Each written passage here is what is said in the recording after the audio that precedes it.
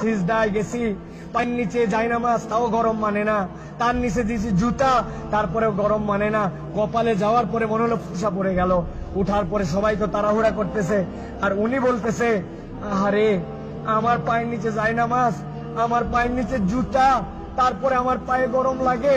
আর আমার নবীর সাহাবীদেরকে কালেমা গ্রহণ করার জন্য এই পাথরের মধ্যে চিট করে শুয়ে রেখে বুকের উপরে পাথর জমাই দিয়েছে।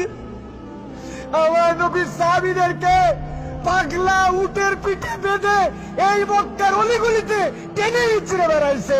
এই জায়গাতে তাদের বুকের উপরে পাথর চাপায় আগুনের মধ্যে দিয়ে দিছে। তাদের রক্তের বিনিময়ে ইসলাম পাইছি।